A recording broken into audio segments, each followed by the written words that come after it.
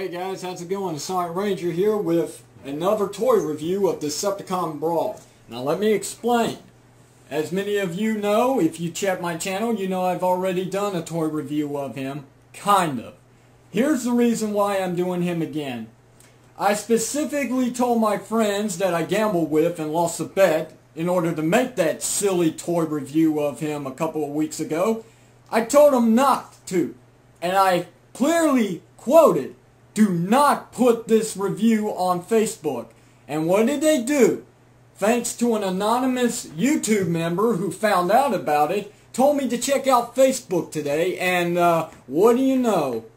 It's on Facebook. Well, at least it was, because I did contact my friends. I told James to remove it, to take it down, and all bets are off now. I'm in the clear now because they broke the rule. They told me they wouldn't.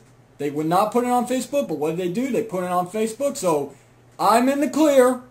The bet is off, so now I can finally take that silly review of him and throw it away, get it off of my YouTube channel, and make an actual toy review of him finally. So, yay me, and shame on them. And I will be dealing with them later on, so I've got to hurry this up because I got to get going. Let's see, for his story, I've got it right here. It's on his card packaging. Decepticon Brawl is built for one thing and one thing alone: destruction. His programming has been gripe for as long as he can remember, by a rage so deep and so hot that he feels little less. The only thing that allows him a few moments of happiness is the fury of combat. There is nothing so sweet to him as the thunderous noise of his shells bursting against the armor of a faltering Autobot. And here's his, tech specs, I guess. Strength 8, Intelligence is 3, Speed is 3, Endurance 9, Rank 5, Courage 9, Fire Blast 9, and Skill 3. So he's not really that powerful except for Fire Blast and Courage. And Endurance. Let's see. So for his tank mode, what does he do? Well, pretty much his turret can actually rotate around a full 360, kind of, if, your hand's not in the way.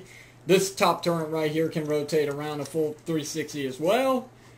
These pieces move around because they're on a ball joint, and so does these top gun pieces. They move around too. They're on a ball joint, and you can lose them too. I mean, depending on what color your carpet is, if you lose it on the floor, chances are you may not find it again. You may have to order another one, like I've been doing about maybe 3 times now. I've got 3 of this figure. So, for a quick size comparison, here he is with Transformers Revenge of the Fallen Deluxe Class Walmart exclusive Fear Swoop. And I don't remember what his 2007 counterpart repaint version was. I do not remember his origin. I don't know his name, so, it's Fear Swoop to me. Anyway, so he's pretty much a very, very tiny tank. Even his leader class version overtowers him. Yeah, he's still incredible. Except for the fact that when you lift this up, you can see his head down here, even though it's flipped over. At least that's what the instructions told me to do. He has a missile firing projectile right here. You press this little button down, and there it went across my room. So I'm going to have to go get that, and when I do, we'll get him into his robot mode. So hang on, guys.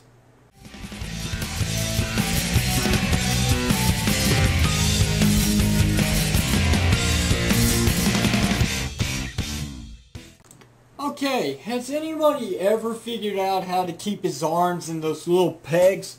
I have tried so many possibilities, like super glue, and it still doesn't work. If anybody actually has an idea, hit me up, let me know. Leave me a PM or just leave it in the comments below. Whatever, just, it is tiring. I've got 3 of this figure, 3 of him, and I still can't get any one of them to actually keep the arms together. Look, they're just wobbling all over the place, like I said before. But anyway, he's still an alright figure. I think for his deluxe scale, I mean, I guess it's because due to transformation reasons, I mean, how else could they possibly put this figure together? I mean, definitely the figures are more advanced today, you know, the Revenge of the Fallen, or should I say the Hunt for the Decepticon toy line. And then again, this figure does have a tendency to fall apart even more. I mean, this back piece, his little backpack keeps coming out of its peg, so he's not really staying together anywhere. So for his articulation, his head can rotate around a full 360. It also has light piping feature, but it's being blocked by the backpack. Arms can go around a full 360 due to it being on a ball joint. It can go in and out. They can swivel at the elbow, bend at the elbow, and the wrists are not articulated. That's pretty much it.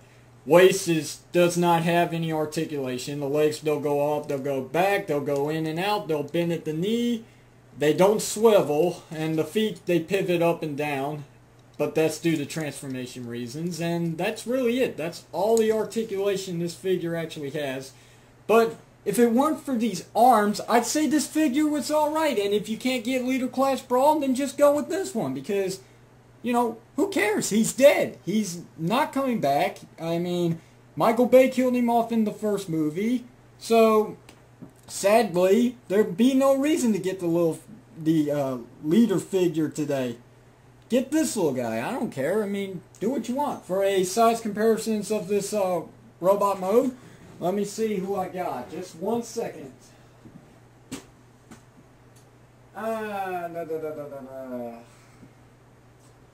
They really don't have anybody right now. Then again, maybe I do, maybe I don't. Hold on a second. Here's the size comparisons with Revenge of the Fallen Skids. Deluxe class, not Human Alliance. And if you can see it, Skids is smaller. So, he's about the size of, I want to say, Bumblebee of the 07 line, but not really. Yeah, I mean, he is a pretty tiny robot, even for his tank mode. So, once again, he's still got missile firing action in this mode. But other than that, he's just a jumbled up mess. Everything is just coming apart. He doesn't want to stay in place. So I guess if you are a completist, you can still buy this figure. Or if you want to display him for playability purposes, you really would have to improve on this guy. Buy another one, keep one in tank mode, and you know, destroy the transformation sequence with this one. You know, super glue everything down if you have to in order to keep him together. But that's just an idea for those who want to play with this figure, because if you don't, well then he's just gonna, you know, fall apart like so. See, and there goes the top missiles again. Like I said, they come off very easily, and you will lose them. I've lost them about 3 times now.